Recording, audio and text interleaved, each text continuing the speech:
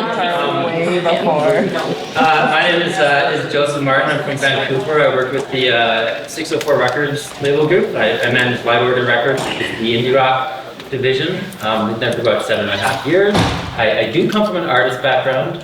Had an indie rock band called Ben Sinister that put out 8 records with various indie labels in Canada. So have been fortunate to have multiple perspectives on it, and dreamed of building a career in indie rock when I was 15, and feel like today I'm at 40, I'm still trying to figure out how to build a career in indie rock, but you can do it. Back on 22 years. But yeah, I'll be stepping into moderating this panel, and I'd like to give my friends here an opportunity to introduce themselves and what brings them today. My name's Ryan. Right now I work at We Are Time Records, which is kind of Vancouver / Maine-based record label. But I've also worked at Mint Records in Vancouver, and for 10 years I ran my own record label called Hockey Dad Records.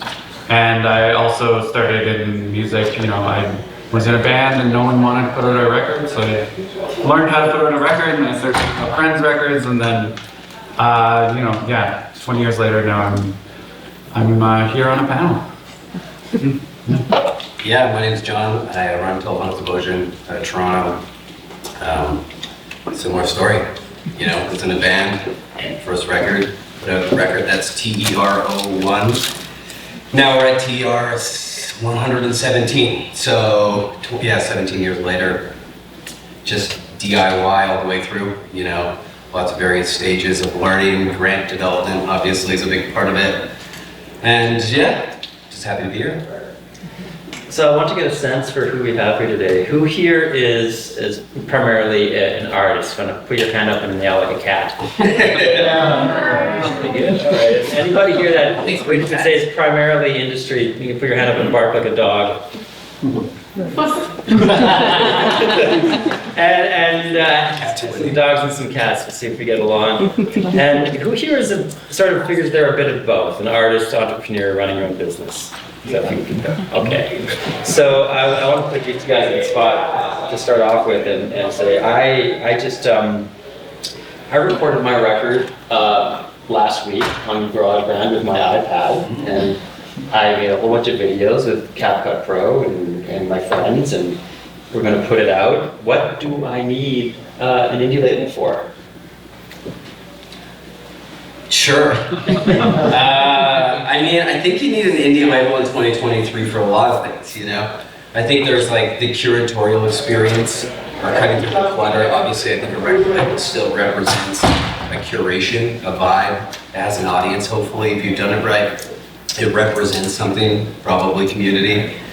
Marketing, expertise, funding, distribution, strategy, I think is probably number one. To just laundry list it a little bit. In my case, some of the labels I've worked at had pretty good grant access that you wouldn't be able to get as an independent artist, especially a brand new emerging artist with no track record. So that's a big thing as well. John, you touched on a word I love to think about, is community. Sure. Would you expand on that a little bit? Yeah, in our experience, it's been, if you don't know the label, it's predominantly Toronto artists. We do have some artists from BC and Quebec, Alberta. But as the label has grown, it's really come to represent a national idea, a national community. It's not just Toronto. It did start as a thing that did feel very, very Toronto. But as we have grown, it's become national, and I think that's something that, as a resource for artists, it's having connection points across the country is huge. So, absolutely. And so, in terms of your interactions with artists, how do you find them integrating that into their philosophy and their strategy in building community? It depends on the artist. Sure. You know what I mean? There's some artists that don't have a community. They've done this in a vacuum. They've made it on GarageBand in their bedroom. They're new to the country. Their community can be very small. So the idea of like tapping into something that exists outside of your bubble is like, I think, a huge value of approaching a label and working with the label, obviously. And something that I think as an artist you should be looking for within the label. Like, does this label have a community? Can I feel that? Is it there, you know? Ryan, I want to ask, you have interesting experience in that you started your own label. You work for Mint, which is like just a legendary Canadian indie rock label. Now you're in a brand new scenario. Talk a little bit about your experience traveling through those and some of the challenges and benefits you've experienced. Yeah, I mean, I started my label for very practical reasons, just to release records. And I think at the time it was a lot easier to exist as an independent label and sell like a few hundred records through like a local distributor and kind of make a bit of money. But as pressing costs have gone up and the cost of touring and everything has gone up, it was nice to go to Mint where they had some more resources available. They had factory funding and they had just like the catalog that was kind of just generating income guaranteed every year. Now I'm back at like a new label, which is kind of nice. It's kind of nice being able to build stuff up from the ground up. Also, yeah, one of the challenges of going into a label that's been around for a long time is that there's lots of things that are just left over from other generations that you have to sort out, and that can be a bit of a challenge as well. So it's kind of interesting starting at a label that's pretty brand new. It's been around for 2 years, and just helping them build like the basic bones of the label and set up distribution and build a team and stuff is great. Just to nerd out a little bit on some of the back end with label stuff, were you at any point, probably particularly with Mint involved, having to deal with transitioning catalog over to new distribution systems? That's the one. Yeah, for sure. We switched distributors a couple times, and it's a nightmare. We had to ship all our physical distribution from one warehouse to another, and the digital distribution was also a mess. It's really hard. So yeah, if you're starting, like, even as an independent artist, like, keep track of all your metadata, like, very carefully, and like save it. 100%. Yeah, save it, back it up, and then like print it out and put it in a safe and do all that stuff. You keep up on it. Yeah, and keep up on it, because I was trying to rebuild that stuff going back 30 years, and it was impossible. There was records where we just didn't know anything about it, just the fact that it existed. It came out on 7-inch in 1991 or something. It was. But you still own it. Yeah, we still own it somehow. Or then there were other ones that like we'd licensed to other labels, and then we were like, "Is this us? Like this? We licensed this 20 years ago. Do they still have rights?" Contract. Yeah. We couldn't find anyone at that label that even knew about it and stuff. It was a disaster. So keep track of that. Google Drive. Google Drive, yeah. Get used to it. Yeah, I remember when I started at Light Organ, I was blown away by the amount of back-end work that goes into it, and I was like, I thought you just like play guitar and then the record magically winds up the Best Buy. And one of the first things I did was wrote a former agent and I just said, "I'm sorry." I had no idea. There's all. The record label business is a lot of Excel sheets, a lot of metadata management. So that's great advice. Like, if you're an artist entrepreneur and starting from the beginning and want to represent yourself, like, align yourself with someone that has that skill set, or develop it yourself and stay super organized. And it's an attractive thing to see in an artist. Mm-hmm. Like, when you're communicating with artists, it feels like links are broken. You know, everything's kind of a little messy. Mm-hmm. Like, the more you know the business, the more you know your business, the less it means that we're probably going to have to do, and the more committed you are to it. And so, therefore, it's a more attractive proposition. That's a great segue into what I wanted to touch on next, which is basically A&R and signing artists, and what are the qualities you look for when collaborating with an artist. Mm-hmm. I mean, I really like going to a show and seeing like the band has like it doesn't have to be a ton of fans, but like really devoted fans, and there's like a good interaction with those people. You know, sometimes going to a show and you see like 30 people that are really excited about a band. And they're coming out on like a Wednesday at some all ages show or something. That's always a good sign. And you know, if they have those 30 people, there's probably 30 people in every city that might like them. So yeah, and like those people are going to be the ones that like grow with the artist as well. So I really like seeing good fan connection. Yeah, mine's completely different. It's originality and vision. It's like I need to feel your world. Like if I can't feel the uniqueness of it within 30 seconds, it's like a hard no. Because I just need to be there instantly. And that's the power of music that's like in the air. It's like, it's the connectivity of music, which I think is really interesting. It's like, how do you get your voice, your uniqueness, your personality through your music? And so that to me is number one. Like if I don't hear that, the rest is number. You know what I love? I did not hear either of you mention 100,000 TikTok followers. Check out our artists, man. We got, not one of them is on TikTok, I don't think, to be honest with you. I'm sticking around for that pen.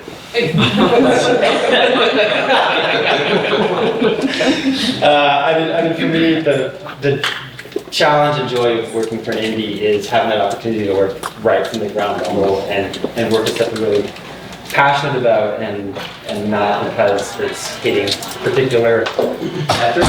Yeah, somebody once said to me years ago, and I wish I remember who it was because I was giving them credit because I use this one a lot, that if you're starting a record label, and especially when you're talking about like physical releases and making whatever 300 copies or something, they said, do it because you have to do it. Like if you're not fully committed to the release, to the record, to whatever, the artist, like if you can't look at 300 records on your shelf for the rest of your life because 0 of them sell and like not still be hyped, then don't do it. You know, like be committed through it. Like, you know, be like, I don't care if these sell because I'm so compelled by this artist, by this music, that I have to do it. I have to do the service for it. And I think that's really like probably stuff to be given my previous response. You know, that like it really is about the art form. It's about the music. It's not about the metrics. It's not about the sales. Of course, we're a record label. We are responsible to an artist, and obviously financially we want to be. But if you don't have that early commitment on both sides, you don't have anything, in my opinion. Now, considering that and like 300 records, when you are working with an artist, what would you sort of aspire towards in terms of saying this was successful? Like, I mean, it really varies project to project. Sometimes it's, you know, sell those 300 records. When I was doing my own label, I was just working like a job during the day and putting out records at night. And yeah, lots of times it was like, I put $2,000 into this record, I need to sell at least 150 of them to break even. So like, I would just be emailing people, telling them about the record until I sold enough that I could put out another record, you know? But you know, for some projects it varies. Like sometimes you want to, you know, make something really unique, and it doesn't matter if it sells. But yeah, I feel like when I was doing it on my own and everything was coming out of my pocket, it was really helpful to sell those records I was making. Yeah, I don't know, like metrics of success, you know? It's like, it depends on the month and the year. You know, we've gone through such a change in music in the last 9 months. We've done the label for 17 years, I think. And in the last 12 months, we've seen more change in the industry than the 16 years before that, in my opinion. And so, knowing that like we are in this state now of constant change and flux and pivoting, it's like, how do you measure success? I don't know if I know that answer right now. And I think it is project to project. And I think it is, obviously you do want to sell these records, the physical things. Obviously you do want playlists, you want streams, you want tours, you want social media growth. You want it all. It's all part of it, but like in terms of like dialing in a number that like I could toss out, it's kind of impossible. Sure. It's like literally like, I don't know what the answer is for that. So, 16 years ago, marketing a record meant putting the band on tour. Maybe you'd buy some ad space in HMV and some radio spots, and spend a few $1,000 at Exclaim, and there you go. These days, you have to do 100x that in terms of the amount of assets that need to be created, and the number of avenues they have available to market a band. And I know this is specific to the genre and the artist, but how do you have that discussion with the artists in terms of focusing their attention, and where do you like to focus your attention when you're in that marketing period? Your mouth made the first noise. It also depends on the artist, I suppose, but I guess it depends on where the artist wants to go. But yeah, it's really hard. Things have changed so much. I still think a lot of the like old school tactics are useful as like a base, but it's hard to say. Yeah, I mean, I think right now it's really direct to like D2C, it's like there's so much social media clutter, like the algorithm of how you cut through that. PR and media value in general is zero, it means nothing. If you get a Pitchfork review, it means nothing, it doesn't move the needle. If you get a Bandcamp album of the day, it means nothing, it doesn't move the needle. It looks good on a press release, it looks good when you're applying to grants. Looks good on your socials, but in terms of like making a splash, making a change, it doesn't do anything. So like it really comes down to your community again. It's like your audience, engaging with your audience, and it's like both on an artistic level, but on a label level. And it's like maintaining that newsletter list, growing your organic like press list. Who are you sending when are you sending out like advanced copies, like digitally and physically if need be? I think it's that, in a great way, it's like the universal leveler has kind of happened in a way, where it's like before it was like so pay to play. You'd like hire some PR person that would or would not give a shit about your record and pay them $6,000, and then you might get a few things that could at the time matter more than they do now, but that's all gone. So which is empowering to the indies in a way, because it is about who you are organically connecting with. And so from like a marketing perspective, it is like, I think you really have to dial in your niches. You know what I mean? It's like, know the audience. It's like, there's a saying where it's like, if you try to reach everybody, your chances of reaching nobody are higher. So it's like, don't go for everything. Go for the people that like the thing you're doing. Let it grow from there. And I think it's like allow people, artists specifically, to like really focus again, because I think there was like this delusion of grandeur that came with like independent media, that like artists became a little complacent in the fact through that like you would hire PR and you'd get maybe an Exclaim review, maybe a Pitchfork review, maybe like a Fader thing. And then they think, great, job done. We were successful. And you're like, no, it didn't matter. It didn't matter. It didn't do anything. And then, but by virtue of that being the standard marketing process for the 10 years previous to this one, was like, everyone just kind of got complacent. And kind of stopped working, stopped grinding, stopped trying to connect with the audience, like stopped trying to like push and play shows. It was just like, let's throw this person $6,000 and see if they can get me a review that makes me feel like the job is well done, when it really didn't do anything, like nothing happened, And I think like we're kind of coming out of that like ecosystem of like music marketing, and it's a very interesting time right now. I like that you circle back to community and direct to customer or fan, and I mean that's what I try to relay to artists as well, is find the first 100 people and talk to them and communicate with them. find whatever system it is where you can cultivate that community, whether it's Discord or it's TikTok or it's live or whatever. And I think that's always been the way with Basquiat, very successful. There's a 604 band called Mariana's Trench, and there's old footage that got put into a documentary, and the bass player, Mike, is like backstage at a show and he's icing his wrists because he'd been sending hundreds of emails to fans, you know, and that's like the type of grinding work that labels and artists need to do constantly. It's reciprocal too, you know, and I think it's like from a label perspective, if you see an artist putting in that effort, it drives you as well. And it can become this like symbiotic thing where you're like, we're both going towards it together. And that to me is like when, that's the reason you do it, you know, is like when you do like all the like relationships we have within our label, it's like, everyone's like a best friend because it's like, we have to work together in such close proximity on both like strategy to get these records to be heard, to get this music recognized. And like through that, the beautiful byproduct is you become friends.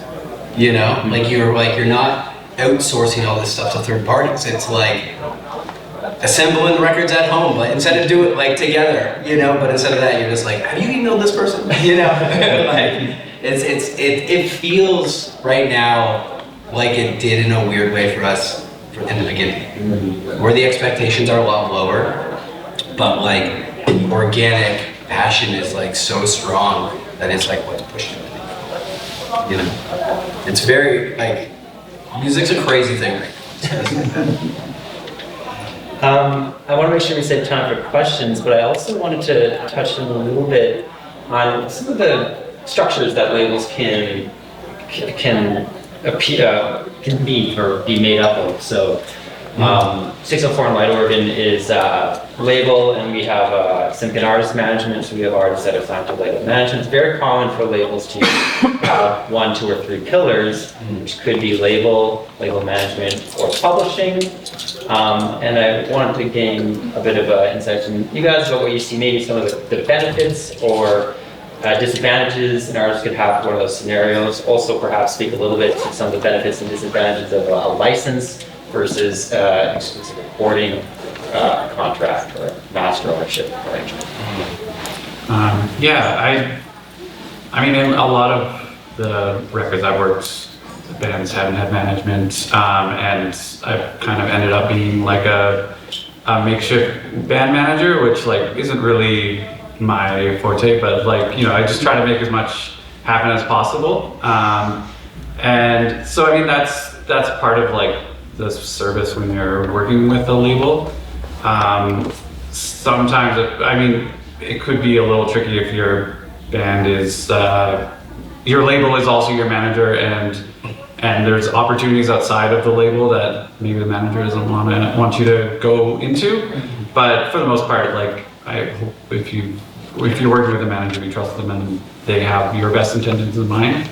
And, you know, I guess it usually can work out for the label as well if you do have a contract. As far as like licensing, in general, I've always just licensed records for periods. I find it's generally a better way of, I find it's better like for myself not to have this record forever. I don't feel like I should own a record forever if I didn't make it. But there are scenarios, like I mean, there were lots of early records that they funded completely and spent a lot of money on, and they still have those records, but they went above and beyond to make those records. So if your label is like, you know, really, if you've got really bold, ambitious plans and they have the funding to make that happen, then that can be a positive aspect of that. But it is also a good way of like keeping the relationship in check if you're licensing a record, because then at 5 or 10 or 20 years, whatever the license period is, you know, you check in and be like, do we still want to work together, or do we hate each other? Like, you know, there's kind of a point where you have to check in, and if the label's doing a good job, then why not keep it with them? But if they're doing a crap job, at least you know you can take it and you can sell it yourself or sell it to another label. You can do whatever you want. What was the first question? the benefits or disadvantages to working with a label that wants to also get involved with publishing or have accommodation label management? Yeah, I mean, much the same, you know, like we don't have a lot of artists that have management, so like we naturally take on a sliver of all roles, I feel like, whether that's like grant writing, management, tour booking, just general career strategy, which I guess would fall under management. You know, like in terms of our infrastructure, it's like we don't take on any of those roles formally. It's not really of interest to us. And I also think that like biting off more than you can chew is like a service to the artist. It's like, well, I know I can't do all of those things for you, so why would I do them all poorly when I can do one really well? Mm-hmm. And so I encourage artists to work with third parties wherever they need to be, and we have a lot of artists that will be like evaluating management candidates and bouncing the experience off of us to see like what our opinion is. Like, I mean, we have that sort of trust infrastructure, which is beautiful. I will say that, not to throw managers under the bus here, but like management is like, I think like a very serious contract to sign, and you should really, really think about who you're gonna work with as a manager, because it's like, the job of a manager is to basically focus their life on your art and your career. It's a very important thing. And I've seen time and time again a lot of mishandled management deals, you know? And just like, not even getting to the point of being a deal, just like the courtship of that arrangement sometimes can be really ugly, I've seen. And so yeah, there's amazing managers out there, obviously. But just like, you know, ask your friends, ask labels, use your resources even with record contracts. Like anyone that signed a record contract with us, I'm like, send it to whoever you want. Like, I want you to know what you're doing. You know what I mean? Ask questions. Like, this is something that take it seriously. You know what I mean? But in terms of the same thing, it's just like licenses for X amount of time, and our contracts are based on the amount of resources that we basically have to put into it. Like if you're like, hand me a record here's the artwork, here's the vinyl master, here's the press photos, here's everything, and it's good, then it's like, you know, obviously like that's a huge consideration, the details in line for the licensing agreement. Yeah, I think one of the most unexpected difficulties that an artist experiences is figuring out how to cultivate and build a team around you, and knowing how to be a leader. You know, and I always say the artist is the lamp, I can be the oil. But we've got to follow the light of the artist, and they have to be team leaders and cultivate a team around them. So back to the first question, why work with an indie label? I mean, you find someone like Ryan or John that's passionate about your music and wants to give you a little bit of help. That little bit of help will blossom exponentially. It's very valuable. You do have to cultivate a lot of trust. And similarly, a management relationship is very personal. I have management clients, I talk to them every day. And it's a very emotionally entangled relationship as well. Just to touch on publishing, because I take it neither of you signed your artists to publishing. No, we have like a non-exclusive publishing agreement because I have a bit of a film background, so I just have an organic network in that realm, so I can kind of service beyond a normal label, I feel like. And it's non-exclusive, so if anybody like wants to go find publishing, they can. That's like, yeah. It's one place where I see a lot of confusion from artists will come up like, I signed a publishing deal. I'm like, oh, did they give you any money? No. It's like, you just gave away half your songwriting revenue. Great. But they don't know what that is. Yeah. And there are a lot of labels in Canada, and even, so my band, Ben Sinister, is signed to a little label in Victoria called Cordova Bay. Part of that deal involved a publishing agreement for those specific songs tied to the license. But it came with an advance and whatever, and it made sense for that band at that time, but it is something to consider if you're talking to a label and they're like, we will be labeled, but we also want to get involved in publishing, and it's good to get some other perspective on that, because I can get into some tricky... I had a lawyer one time, very successful entertainment lawyer, say that apologies to any publishers here, I don't know if there are any. Managers and publishers, we like it, it's cool. He said publishers are the vampire parasites of the music industry. I'm like, is this coming from the lawyer? Yeah, everyone has to throw somebody under the bus, Okay, so one last very, very critical question for you two guys before we break for questions. Ryan, can you think back to as a young, sprightly boy? Do you have a moment? I'm seeing it. Do you have a moment where you heard a song or a piece of music and you thought, well, fuck, that's it. That's what I'm gonna do.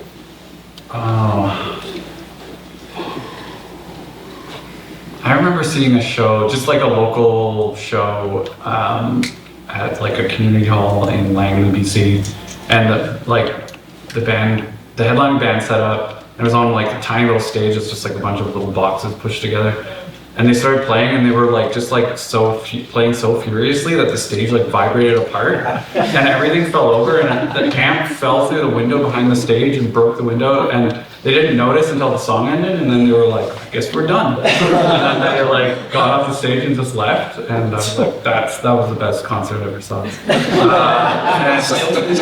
I mean, maybe not, but it was so, I loved it so much, and I like going back to like seeing like a live band and just like feeling something. That's kind of what I like to feel, like just like you're like anything could happen and things are going nuts, and it's kind of funny because like running a record label is the opposite of that. It's like the most boring part of it is just like the spreadsheet. You're hammering the computer so hard. Yeah, you should see my workstation. It's just a pile of broken laptops. I don't have that pinpointed quite as accurately as you. It's just been a life of a lot of the same. You know what I mean? I don't have that many memories of not being involved in DIY music. Yeah. It's just been there for me for a very long time in different forms and different places and whatever sound styles, people, whatever. So it's all one and the same for me. It's just a lifestyle. Love it. Okay, we've got 10 minutes, probably go maybe a little bit long, but we'll see if anybody has any questions. Sure. Thanks for talking about earlier, kind of differences between deals when you do an inclusive license versus full buyout. In both scenarios, how much of the mechanical publishing and copyright are you guys taking, or how much are you leaving in the hands of the artists doing that kind of licensing deal? I've usually done 50-50 deals, but I've never taken any of the publishing. Most of those records, like the bands paid for recording, and then we paid for, mastering and album art and publicity and all the other marketing expenses. Yeah, same thing. It's 50-50 deals pretty much straight up. Don't take publishing's not included. If we do have like a non-exclusive publishing thing, we'll take 10% on the songwriting side if we secure anything like that. But it's still like we're in it for the master side of anything. So. Is that somewhat consistent across indie labels? Because I know the big four take a lot more. From what I know, labels don't run around saying this stuff, to be honest. Like they're not like, hey, what's your deal like today? And but I think generally speaking, it's really similar. I think like once you do get up the food chain, so to speak, that the deals do change. Yeah, I'll share Light Organ 604 is a little bit different for a Canadian model that we do own the masters. Most labels in Canada will do a license. The difference, as sort of Ryan pointed out, is that we pay for everything. So the contracts come with a recording fund and a heavier financial investment, but similar to my comment earlier, we don't get involved with publishing. We pay a mechanical royalty at 100% of the rate. Some labels will write in line where they'll pay the mechanical at 60% or 70%. That was a bigger deal in the day of CDs. These days it's not such a big deal, but it is important. And typically, which I think is probably typical for indie labels, we are 50-50 net revenue, which is pretty typical. I see the higher splits when I work in electronic music. That might be more like a single-to-single deal where they're signing the artist for one song and they want to do like a higher, and maybe if the relationship develops, we can get negotiating power. But And typically we are what would be 2 options, which keeps us competitive with the majors, because majors might want 5 options, and that's a whole, that term is unfamiliar. You can grab me afterwards and talk about that, but yeah. I was just gonna ask, like, how do you pitch to a label? I guess, like, I don't really like understand it completely, and I'm sorry, it's kind of a weird question. I just like there's so much gatekeeping within like the arts communities that like it's so hard to understand like what everyone's actually wanting from you. So I just want to know like how do we pitch to a label and like what does that exactly look like? If that's an okay question. Absolutely. Yeah, I mean, I guess a good place to start is like invite them out to your show and like go to other shows. You might see people from labels hanging out and you can talk to them and get to know them. Like the cold call, like emails, often like if you don't know what it is, you might not have time to listen to everything that comes into your inbox. When I had like info@mintrecords.com, I was on every single spam, you know, like there's the people that'll sell you 1,000 email addresses, and it was on that list. Don't buy those lists, those don't help. Rocketresearch.co. Yeah, don't buy those lists. Yeah, get to know labels and like look at labels that similar artists are on and talk to them and see, you know, be like, hey, you have these bands, we're kind of in that world, or you know, we're in that community, and then just like show them what you're doing, and don't just be like, here's an album, listen to it. Be like, here's an album, we want it out next summer, and we have a tour booked around it, or we're booking a tour around it, so that they know we're doing stuff too. You're not just like, put out my record, I'm not going to do anything to promote it. That's it. Yeah, I would echo a lot of the same thing. You know, obviously, I think, yeah, we definitely have an email address that goes to like a different inbox. We get multiple submissions a day.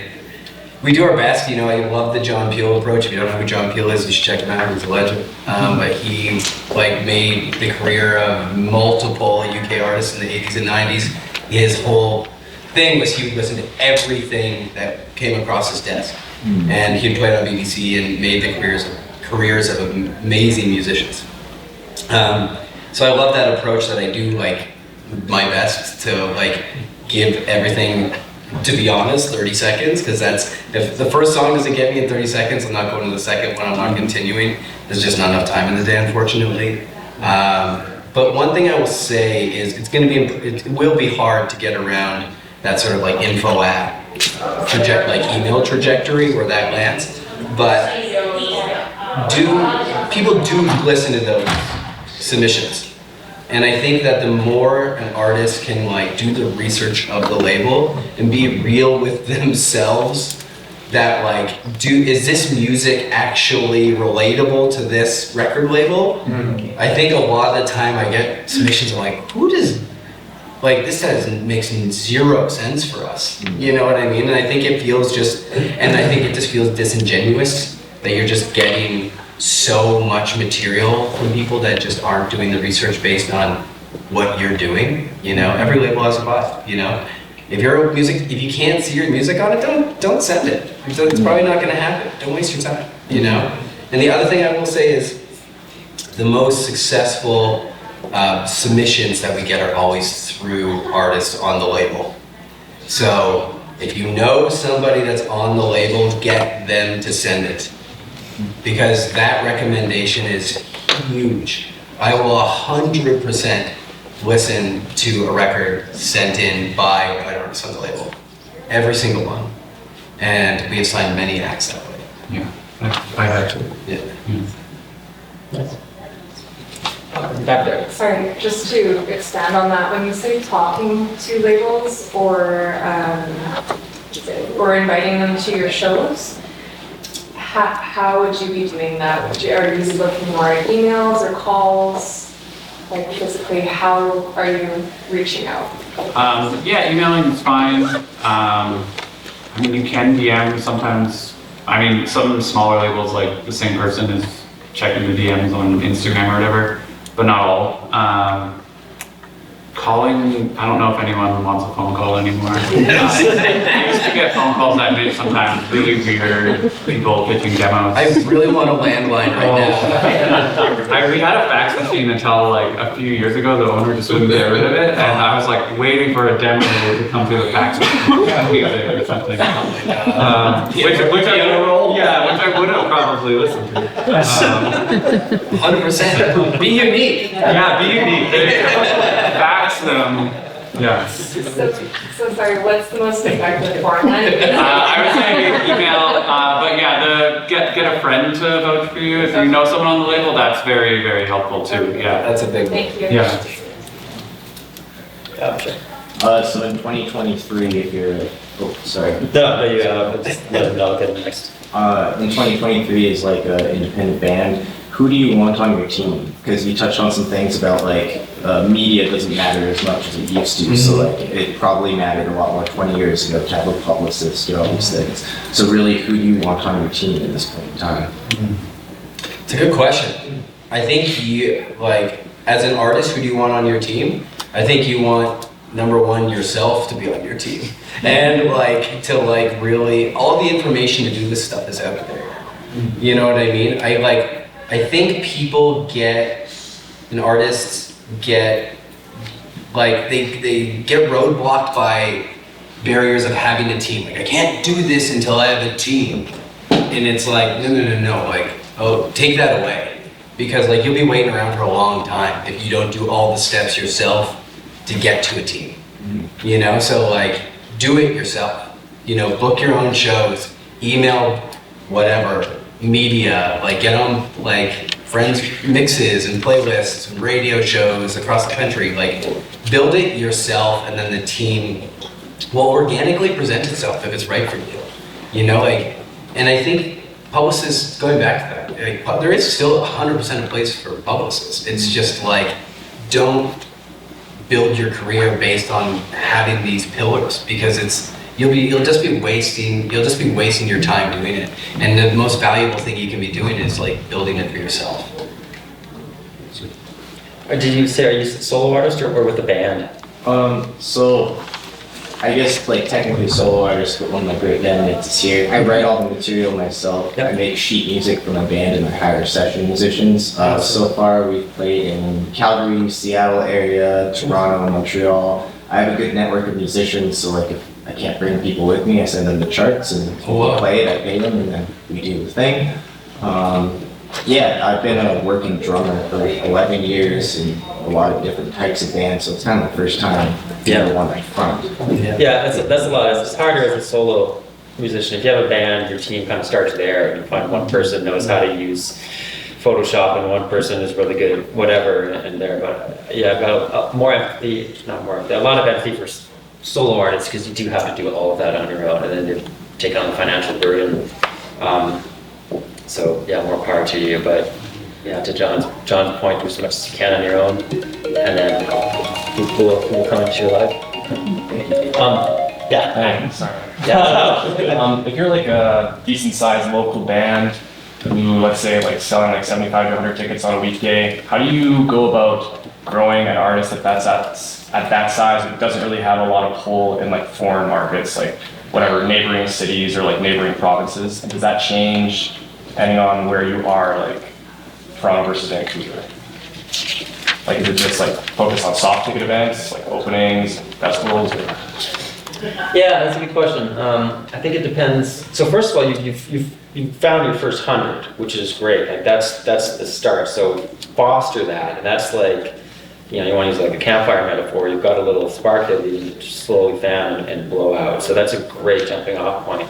I think you can maybe identify who those fans are and who they talk to. Like, this is the creepiest part of my job, but one of the first things I do when I take on any band is I build these, I call it like a massive fan profile, and I just go on a similar artist's Instagrams and literally creep them out, looking at who their fans are, which stores do they go to, what other bands do they like, what news do they follow, and it's like, oh, this particular fan base seems to really like golf, and they're like, whatever, you know, and it pays off, because that's how you find the audience. So you got to start to do a lot of like kind of market research. That's a place where a label can be really helpful. There are sometimes scenarios where you really struggle breaking out of that little ecosystem you built because for whatever reason it's hyper niche. Like I remember meeting a band from Whistler, BC that like always packed the Whistler pub, and they're like, we sell 200 tickets every night, but it's like they weren't really fans. They were just that's what you did that night. So I say identify who those 75 people are and see, okay, what are the strands I can find in the next town over, and how can I turn that into maybe a street team or like get them to be advocates on your behalf and talking to their friends, and then take the risk if you're like the type of band that's going to tour and like get out there and see if you can activate that core you found to be like calling their friend in Ottawa and be like, yo, you got to check out Steve's band. I don't know if we name this. I don't know if you guys want to speak to that. I mean, kind of similar, like finding similar bands in the next city and like the people that draw 75 to 100 in Edmonton and Vancouver and Winnipeg and getting on their shows, so, and then putting them on your shows when they come through. Because sharing is the way. Yeah, sharing is very important. I played lots of shows where you play a really good show with them in Vancouver, and then you go to Calgary or LA or whatever, and they put you on a great show, and they're usually the best shows. So get to know other bands and like show them a really good time when they come here.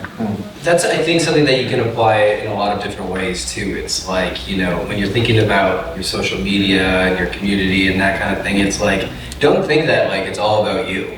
You know what I mean? It's like if this band that you like from Edmonton that you hope to play some shows with puts out a new single, repost it, tag them in it, like show them some love. Like this is a reciprocal world. People want to work with people that have helped them and are into them, and it starts an organic conversation, and then it just makes your, like, the experience for people from your social media perspective, it has like depth. It's like you're not just always like, new single, check out my new shirt, new tour date. It's like, that's pretty redundant after a while for like an audience to be like, cool, I follow this band and all they do is talk about themselves. I mean, that's what every band does, right? Yeah. But like, you can create fabric within that, and like part of that is like the gig sharing, where it's like, and what ends up happening is like, well, now I have this network, I've developed my own network, Okay. Yeah, connecting with other artists is like, labels is great. One of the questions I get a lot is how do I get an opening slot? And it's like 9 times out of 10 it's because the headlining band likes you. Yeah. Really, so connect with those other artists. Same with collaborations. If you want to get a remix done or something like that, I can send 20 emails to different DJs and they're gonna like see my address and be like, industry stooge, no thank you. But if the artist DMs on Instagram, it happens like nothing, and then I can deal with the back end. For less money.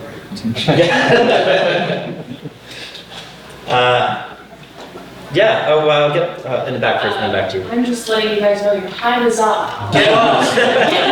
Just letting you guys know that, so. Yeah. Okay, can we do the one last question then? Sure. Yeah. For artists who, they've got their start over COVID, maybe they're doing like Twitch streaming, for example, they have 2,000 followers or whatever, they get regular subs and stuff like that, but they don't have much of a live venue, like it's going to be mostly soft ticket sales. Is that something that really you should be considering looking at labels, or should you just kind of keep growing that audience and building up your hard ticket sale first before kind of considering that? You're talking about transitioning out of Twitch to a live thing? I'm not, I've become quite familiar with the Twitch universe this year, which was very new to me, to be honest. And working with one artist in particular. And what I have noticed is that their crossover live from like the Twitch world is huge. Like those Twitch people are the first people at the show. They're the most hyped to be there. They're like, doors are at 2 p.m. They're there at 1:59. You know what I mean? So it's like it's really opened my eyes personally in terms of like how that digital to IRL transition can happen from Twitch specifically. So I think if you have like a good following, test it out. Just like do a live gig in real life. Maybe don't book, I don't know, Massey Hall or something huge, the biggest venue this year. But like, book something small, make it feel good. And that's the other thing too, I think, in terms of live development. Like, nobody here likes going to a massive empty venue. Like, start small, prove the concept. The people there are gonna feel better if it's not like echoey and like just empty. So it's like, start small. If it's selling a show out and posting it online, good marketing. Like way better than someone taking like an Instagram, whatever, reel of you performing to nobody. So like be a little strategic with the size of the audience, I think, that you have. Feel free to, I'll speak for myself. If anybody does have other questions, grab me afterwards. I'm around all weekend. I'm sure Ryan and John probably likewise. It's been a lot of fun. I want to thank both you guys. Thank you.